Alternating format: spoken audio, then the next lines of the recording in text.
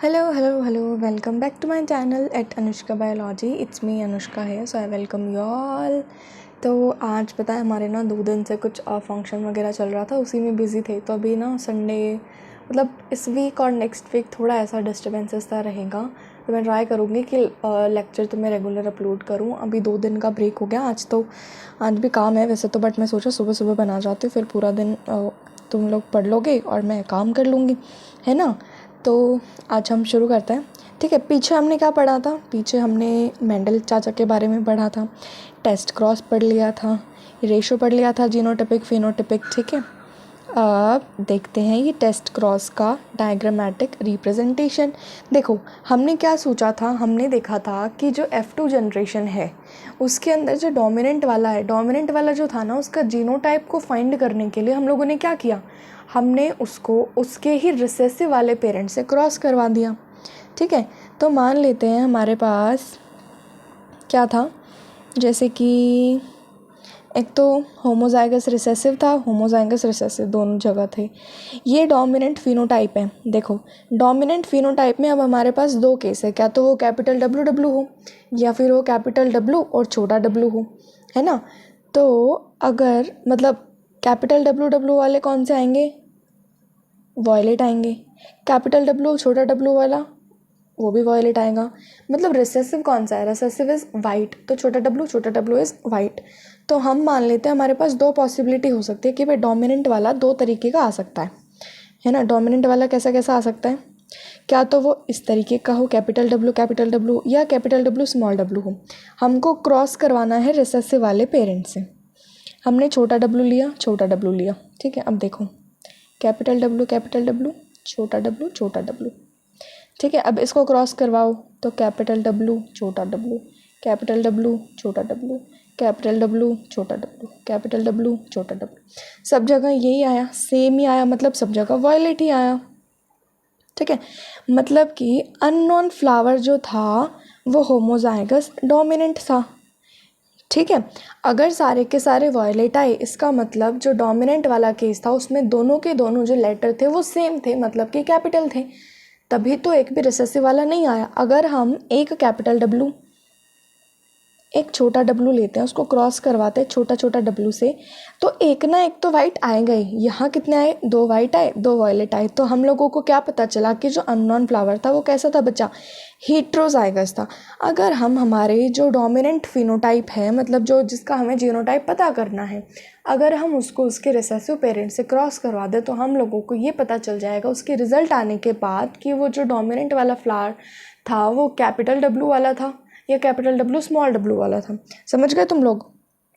आगे आता है बेटा, अब मेंडल की इन ऑब्जर्वेशंस के बेसिस के ऊपर, नहीं हमें कुछ फाइंड नहीं करना है, we have already found our way, ठीक है। हम लोगों को नीट तक जाना है तुम्हारी कोई सहायता की ज़रूरत नहीं है। ओके बकवास बंद करते हैं अपन, ठीक है। उनके ऑब्जर्वेशन मतलब मोनोहाइब्रिड क्रॉस के ऊपर ऑब्जर्वेशंस के बाद क्या पता चला, मेंडल ने प्रपोज करा 2 जनरल रूल। उसको 2 जनरल रूल के बारे में पता चला टू कंसोलिडेट हिज अंडरस्टैंडिंग, ताकि वो अपनी इनहेरिटेंस के बारे में जो उसने जितनी भी अंडरस्टैंडिंग उसने इकट्ठा करी है, जितनी भी नॉलेज उसके पास है, वो लोगों को ईजी वे में समझा सके, है ना। अब देखो मैं अपने तरीके से कैसे भी सॉल्यूशन, मान लेते फिजिक्स का एक न्यूमेरिकल है, ठीक है। अब मुझे पता है कि मेरे को वो आता है तो मैं कैसे भी सॉल्व कर सकती हूँ। बट अगर मेरे को किसी और को दिखाना है, मेरे को प्रॉपर ऑर्डर से अरेंज करके दिखाना होगा, स्टेप बाय स्टेप, कि पहले ये वाला स्टेप हुआ देन ये वाला, ताकि दूसरा समझ सके हाँ मुझे पता है, मुझे आता है और मैं जल्दी जल्दी कैसे भी सॉल्व कर सकती हूँ। इसी तरीके से मेंडल चाचा को पता था कि भाई ये सब होता है, बट दूसरों को क्या दिखाएंगे वो। उसके लिए उन्होंने अपने इनहेरिटेंस की जितनी भी नॉलेज थी ना बच्चा, उनको उन्होंने किस में डाल दी, लॉज में डाल दी। तो आज उन रूल्स को हम लोग कहा जाता है प्रिंसिपल या फिर लॉज ऑफ इनहेरिटेंस। सबसे पहला लॉ है लॉ ऑफ डोमिनेंस, दूसरा लॉ है लॉ ऑफ सेग्रीगेशन। सबसे पहले लॉ ऑफ डोमिनेंस क्या होता है। अब देखो डोमिनेंस से दिख रहा है कि भाई कोई ना कोई तो होगा जो डोमिनेटिंग होगा, ऐसा सा प्रतीत हो रहा है हमको नाम से ही। तो पहली चीज़ तो मेंडल ने बताई थी ये कि कैरेक्टर को कौन कंट्रोल करता है, डिस्क्रीट यूनिट कंट्रोल करते हैं जिसका नाम होता है फैक्टर। आज हम इनको जीन्स के नाम से जानते हैं, बट मेंडल चाचा के टाइम पे इनको फैक्टर ही कहा जाता था। दूसरी चीज़ ये है कि फैक्टर कभी अकेला नहीं होगा, वो हमेशा पेयर में होगा। अभी भी हमें भी पता है कि जीन्स की पेयरिंग होती है ना, जीन्स कभी भी अकेली नहीं रहती। इन अ डिसिमिलर पेयर के अंदर, जैसे कि मान लेते हैं एक ऐसा है एक ऐसा है, ये मान लेते हैं डोमिनेंट है, ये मान लेते हैं रिसेसिव है, ठीक है। One member of pair dominant the other recessive. देखो डिसिमिलर पेयर हैं ये जीन्स के फैक्टर्स के, तो इन दोनों में से एक वाला डोमिनेट करेगा दूसरे के ऊपर। जैसे कि तुम्हारे घर में मम्मी पापा ले लो, अब कोई भी फैमिली फंक्शन हो तो एक ना एक की तो चलती है ना। जैसे कि हमारे घर में मेरी मम्मी की ज़्यादा चलती है, तो मैं कह सकती हूँ कि मेरी मम्मी थोड़ा बहुत पापा के ऊपर डोमिनेंट है और पापा रिसेसिव है। कुछ केस में पापा की ज़्यादा चलती है, तो कुछ केसेस में पापा डोमिनेंट करते हैं रिसेसिव में। हाँ, एलील्स में ऐसा नहीं होता है, बट अगर अपन एक फिक्स रेशो देखें तो कोई ना कोई चीज़ को एक तो होगा उसमें से जो डोमिनेंट होगा, दूसरा होगा जो रिसेसिव होगा, ठीक है, जिसके ऊपर वो अपना जोर चला सकता है। अब मान लो तो तुम्हारी क्लास में तुम पिद्दू से छोटे से हो और एक कोई मोटा सा हाथी जैसा आदमी है, अब तुम उसके साथ कुश्ती करोगे तो ऑब्वियसली तुम रिसेसिव होगे, वो डोमिनेंट होगा, है ना। तो इस तरीके का केस फैक्टर्स में भी होता है। अब आता है कि जो लॉ ऑफ डोमिनेंस है उसका इस्तेमाल क्या है, हम क्यों पढ़े लॉ ऑफ डोमिनेंस, हमारा क्या फ़ायदा होगा। लॉ ऑफ डोमिनेंस क्या एक्सप्लेन करने के काम आता है, ये बताता है कि F1 जनरेशन के अंदर जो मोनो हाइब्रिड क्रॉस करवाया था उसमें सिर्फ एक ही पेरेंट के कैरेक्टर क्यों आए, और F2 जनरेशन के अंदर जो मोनो हाइब्रिड क्रॉस करवाया उसमें दोनों पेरेंट के कैरेक्टर कैसे आए। ये जो सारी चीज़ हो गई, ये कौन बताएगा बेटा, ये बताएगा कौन, लॉ ऑफ डोमिनेंस। 3:1 वाली चीज़ कौन एक्सप्लेन कर सकता है, F2 जनरेशन में 3:1 क्यों मिला, ये कौन एक्सप्लेन करेगा, ये एक्सप्लेन कर सकता है लॉ ऑफ डोमिनेंस। इसके लिए हमारे लिए लॉ ऑफ डोमिनेंस क्या है बच्चा, ज़रूरी है। लॉ ऑफ डोमिनेंस यूनिवर्सल नहीं है, कुछ जगह इसका एक्सेप्शन होता है, समझे। अब नेक्स्ट लॉ है हमारे पास लॉ ऑफ सेग्रीगेशन। ये वाला जो लॉ है ना बच्चा, ये एकदम यूनिवर्सल है, हर जगह एप्लीकेबल होता ही होता है। This law is based on the fact that the allele do not show any blending and that both the characters are recovered as such in F2 generation through one of these is not seen in F1 stage. Law of segregation ये बताता है, ये इस fact के ऊपर base है कि allele जो होती हैं जब वो आपस में मिक्स होती हैं तो वो कोई ब्लेंडिंग शो नहीं करती, वो अपनी तरफ से मिक्स होके कुछ नया रिजल्ट नहीं बनाती हैं। जैसा का जैसा पेरेंट था वैसे का वैसा रिजल्ट F1 में मिला, जैसे का जैसा पेरेंट था वैसे का वैसा रिजल्ट F2 में मिला। मैंने तुमको बताया था अगर टॉल 6 फीट है तो F1 में भी टॉल 6 फीट होगा, F2 में भी टॉल 6 फीट ही होगा। अगर स्मॉल 3 फीट है, F1 में आया नहीं था स्मॉल, और F2 में भी कितना होगा, 3 फीट ही होगा। ये चीज़ कौन, किसके लॉ के लिए, क्या मतलब ये वाली जो चीज़ है वो आधार बनी किस लॉ के लिए, लॉ ऑफ सेग्रीगेशन के लिए।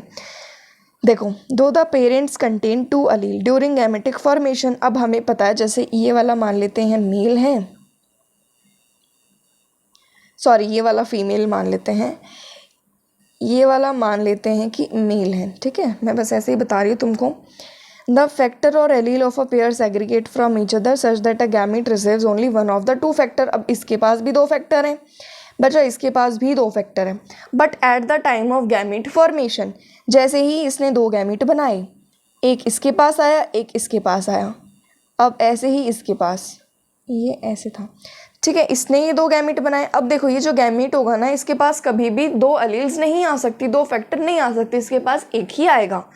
और अगर हम बात करें जायगोट के टाइम पे, तो जायगोट के टाइम पे मान लेते हैं ये दोनों क्रॉस कर गए, ये वाले क्रॉस कर गए, तो दोनों के दोनों मम्मी से नहीं आए, दोनों के दोनों पापा से नहीं आए, दोनों के दोनों मम्मी पापा से आए, एक मम्मी का एक पापा का, ऐसे हुआ, ठीक है। मतलब गैमीट में 2 मान लेते 2 फैक्टर थे फीमेल के पास, गैमीट में एक एक आएगा, ठीक है। अब गैमीट के पास दोनों में से कोई एक फैक्टर होगा, ये मैंने बता दिया। ऑफ कोर्स अब मान लेते हैं, ऑब्वियस सी बात है ये तो, कि homozygous parent produce all gamete that are similar while a heterozygous will produce 2 kind of gamete each having 1 allele with equal proportion. ये बात तुम लोग इजीली रिलेट कर सकते हो फीमेल मेल से। फीमेल के पास सारे गैमेट कैसे होंगे, सब एक्स वाले होंगे। तो जो होमोजाइगस पेरेंट है, मतलब फीमेल, ह्यूमन के केस में फीमेल कौन सी है, होमोजाइगस पेरेंट है, उसके पास सारे एक्स वाले हैं, इसके पास सारे फैक्टर ऐसे हैं, तो इसके जितने भी गैमेट होंगे वो सेम होंगे। अब हेटेरोजाइगस पेरेंट कौन है हमारे पास, मेल है, XY है उसके पास, उसका एक गैमेट X का होगा एक Y का होगा। तो आधे एक्स के आधे वाई के होंगे, दोनों के पास एक एक एलील होगी बट इक्वल प्रपोर्शन में होगी। तो ये क्या है बेटा, ये वाली सारी थ्योरी थी किसके लिए, लॉ ऑफ सेग्रीगेशन के लिए। ऐसा मत समझना मेंडल चाचा ने लॉ ऑफ सेग्रीगेशन बताया तो सिर्फ उसी टाइम के लिए एप्लीकेबल होगा।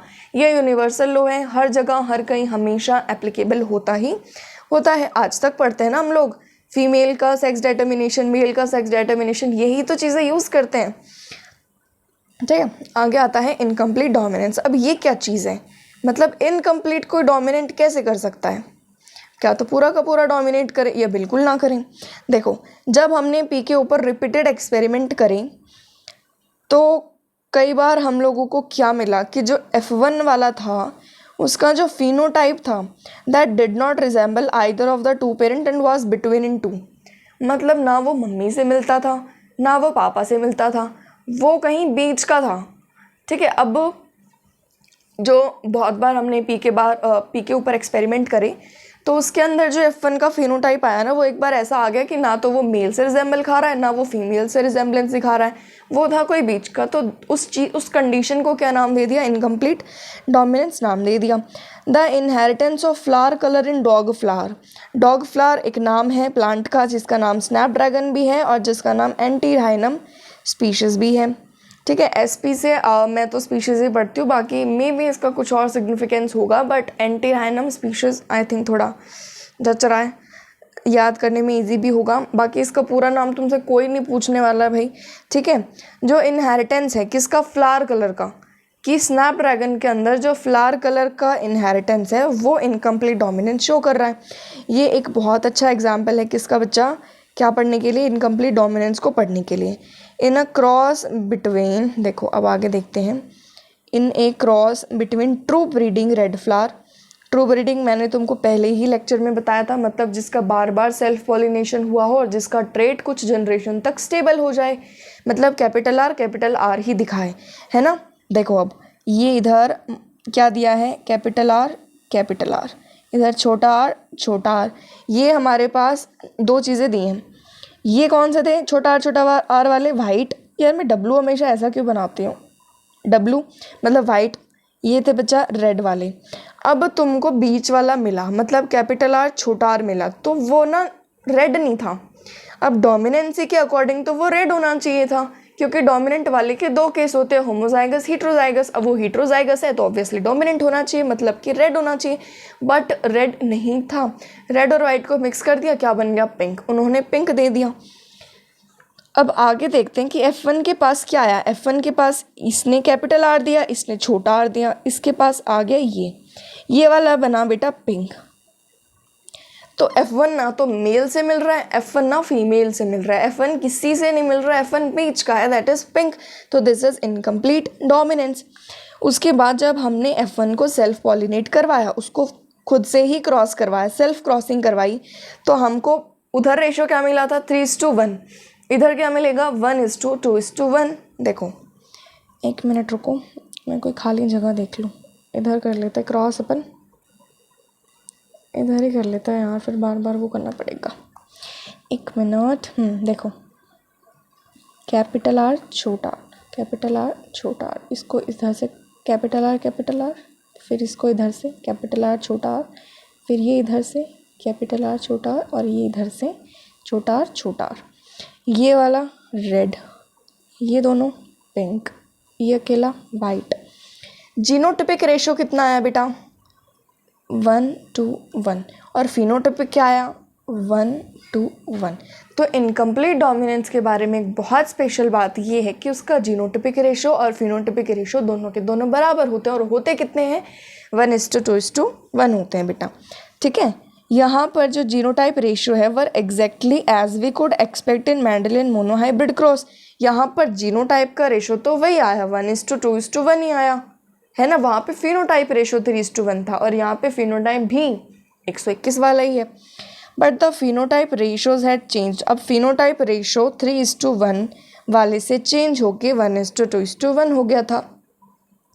क्या हुआ कि आर पूरा का पूरा छोटे आर के ऊपर डोमिनेट नहीं कर पाया। क्या चीज़ उसको रोक रही थी, क्या उसमें खुद का दिमाग था, उसका दीन धर्म ध्यान ये सब जाग गया था कि वो भाई नहीं, मैं तो इसको बराबर का हिस्सा दूंगा, मैं इसके ऊपर पूरी की पूरी तरह डोमिनेंट नहीं रहूँगा। क्या हुआ? अब आता है explanation of the concept of dominance. अब ये डोमिनेंस हम लोगों को समझाएगा और मैं तुम लोगों को समझाऊंगी। देखो, डोमिनेंस एग्जैक्टली है क्या? Why are some alleles dominant and some recessive? ऐसा क्यों होता है? मतलब आखिर में डोमिनेंस क्या चीज़ है? कुछ एलील डोमिनेंस हैं, कुछ रिसेसिव हैं, ऐसा क्यों है? किस बेसिस पे हम कह रहे हैं? ये टैकल करने के लिए हमको एक चीज़ समझनी पड़ेगी कि जीन करती क्या है। Every gene, as you know by now, हम लोगों को अभी से पता है कि जीन का क्या काम होता है। जीन के पास कोई भी पर्टिकुलर ट्रेट को एक्सप्रेस करने के लिए जानकारी होती है। अगर तुम्हारे पास कोई ऐसा टैलेंट है, मान लेते हैं तुम अपनी टंग को रोल कर सकते हो, तो वो किसी जीन की वजह से है, ठीक है। तो वो जीन तुम्हारे अंदर ऐसी इन्फॉर्मेशन लेके आई है ताकि तुम उस पर्टिकुलर ट्रेट को एक्सप्रेस कर पाओ, है ना। तो जीन करते क्या है? जीन के पास जीन इन्फॉर्मेशन कैरी करते हैं किसी पर्टिकुलर ट्रेट को एक्सप्रेस करने के लिए, होने के लिए, अदरवाइज नहीं हो पाएगा। इन अ डिप्लॉयड ऑर्गेनिज्म, एक डिप्लॉयड ऑर्गेनिज्म के अंदर हमारे पास हर एक जीन की as a pair of alleles, हमारे पास हर एक जीन की 2 कॉपी होती है अलील की फॉर्म में। अलील कुछ नहीं है, जीन ही है, बट जीन की दूसरी फॉर्म अलील कह दिया। तो हर एक जीन की 2 कॉपियाँ होती हैं एज अ पेयर ऑफ अलील। हमारे पास एक एक अलील का पेयर होता है, एक अलील में 2 जीन्स आ गई, ठीक है। Now these 2 alleles need not always be identical as in a हेटेरोजाइगोट।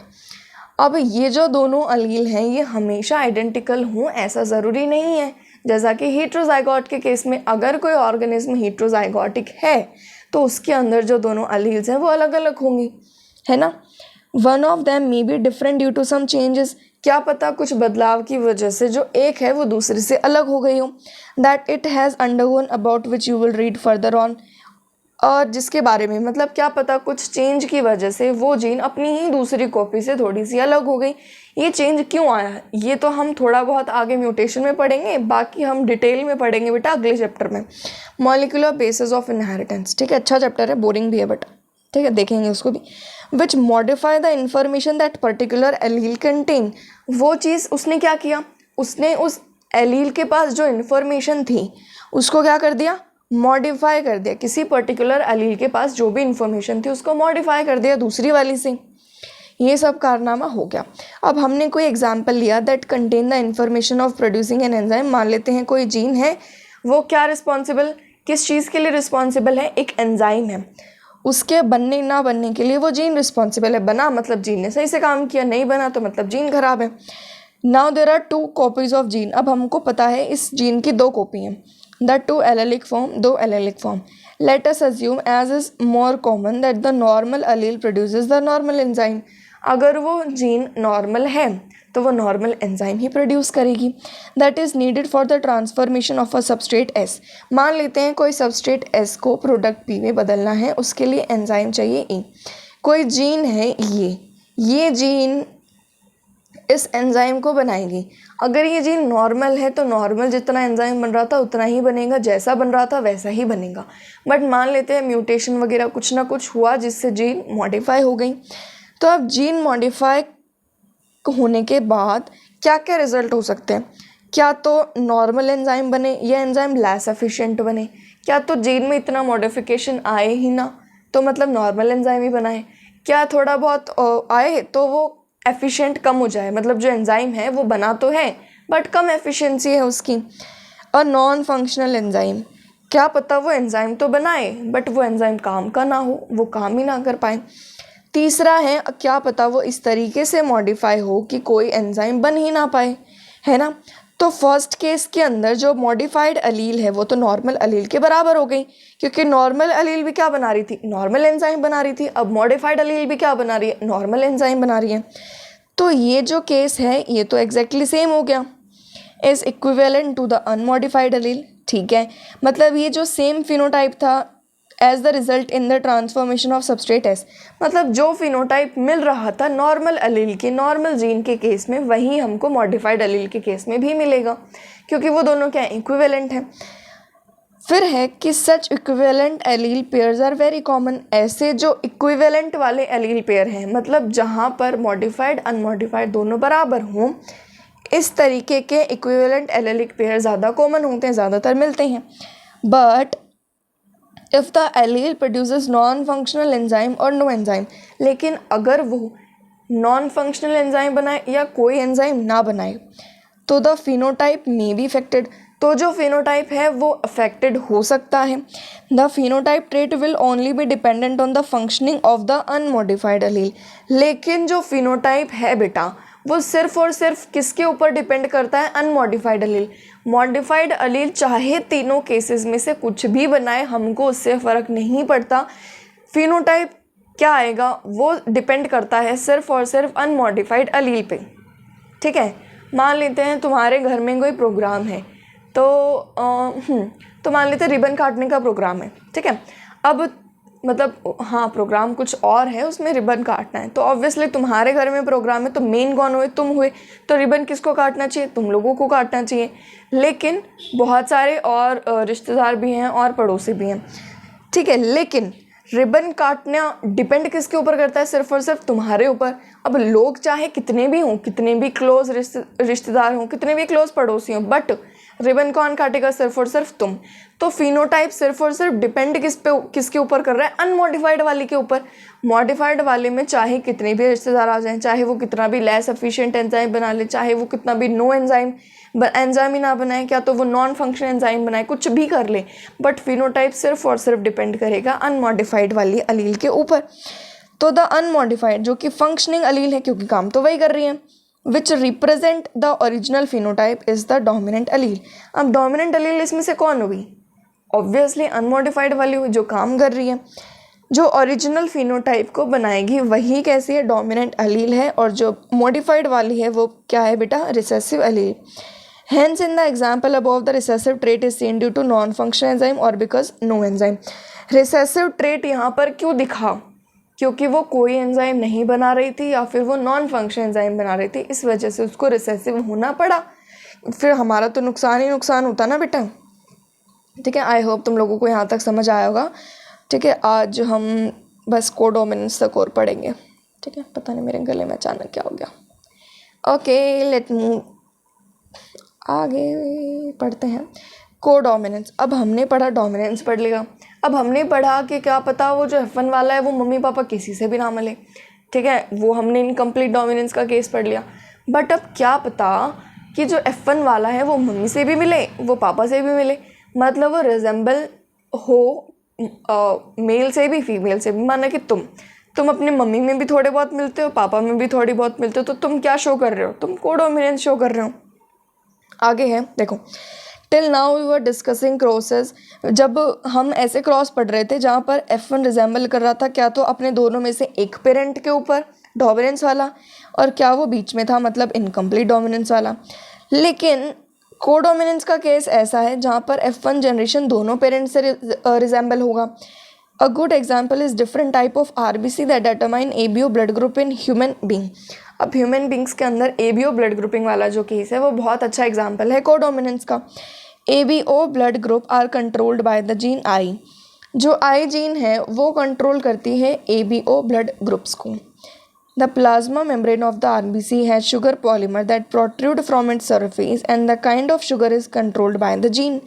जो प्लाज्मा मेम्ब्रेन है RBCs की, जो प्लाज्मा मेम्ब्रेन है उसके ऊपर जो शुगर चेन पॉलीमर्स होते हैं, शुगर पॉलीमर्स होते हैं, वो अपनी सरफेस से थोड़ा सा बाहर आ जाते हैं।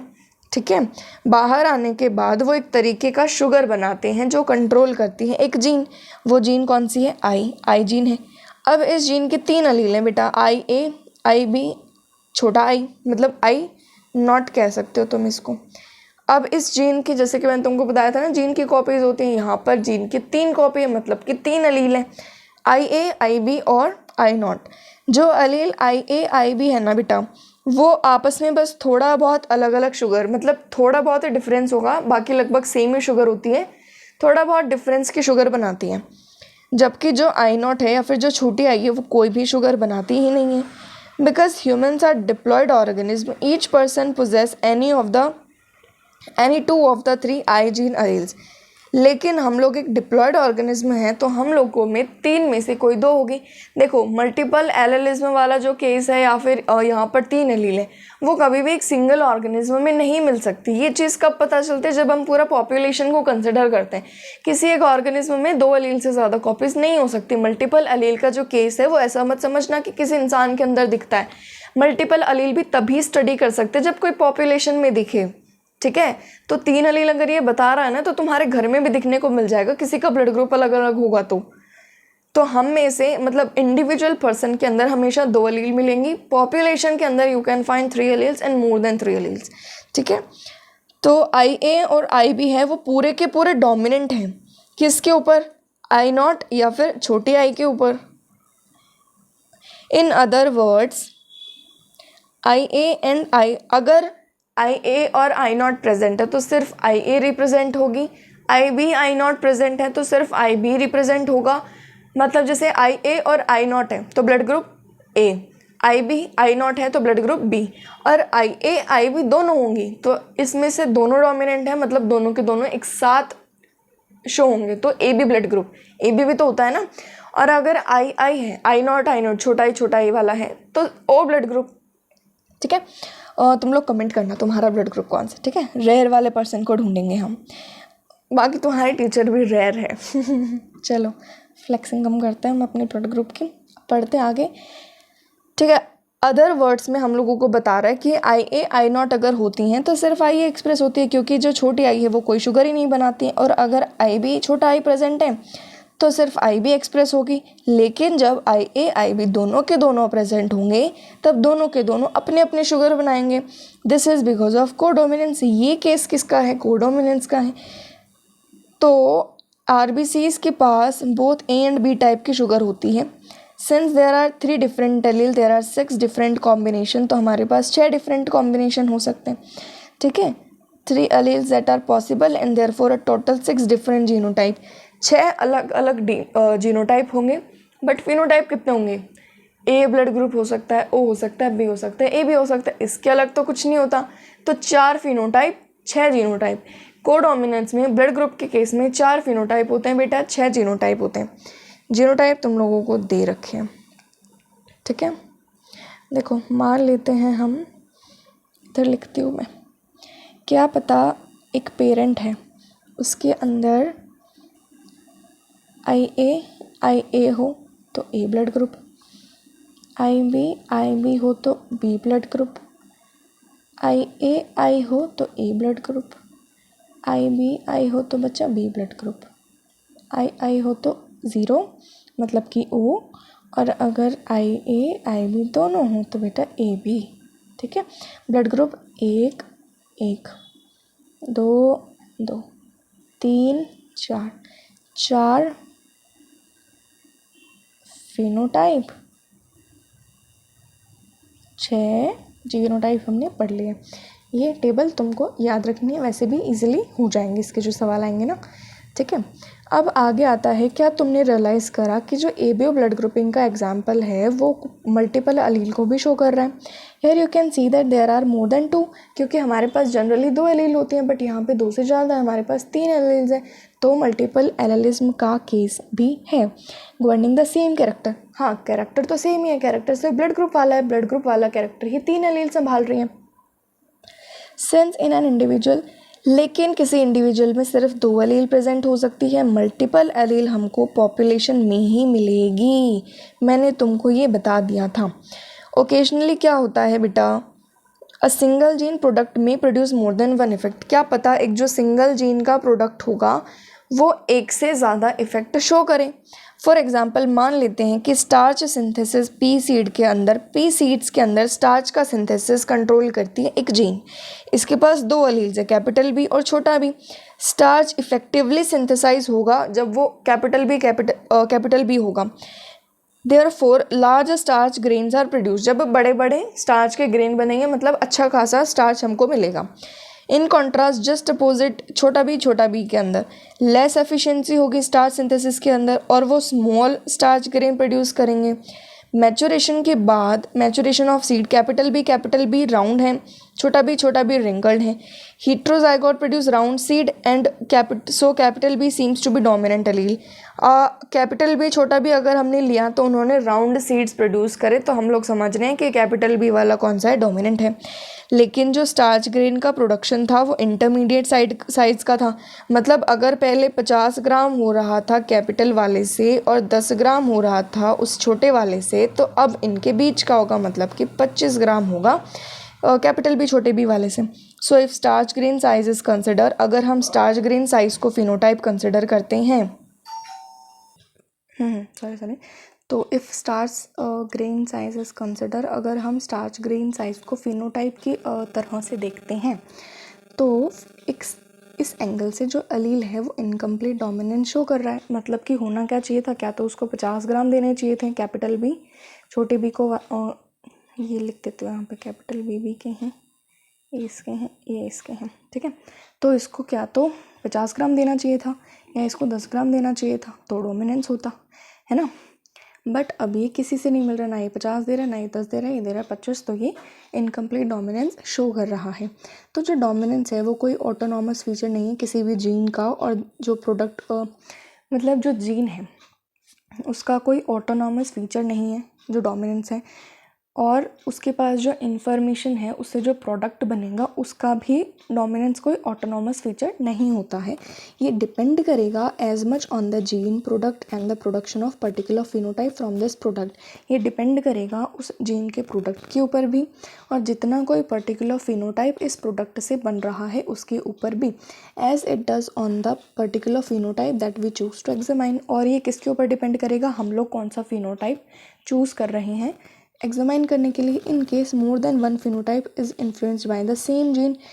मान लेते हैं हम लोग, तो अलग अलग केस ले लेंगे ना, तो क्या पता कुछ केसेस के अंदर एक फिनोटाइप एक जीन बहुत सारे फिनोटाइप कंट्रोल करे, और क्या पता एक बहुत सारे फिनोटाइप को एक जीन कंट्रोल करे, एक जीन।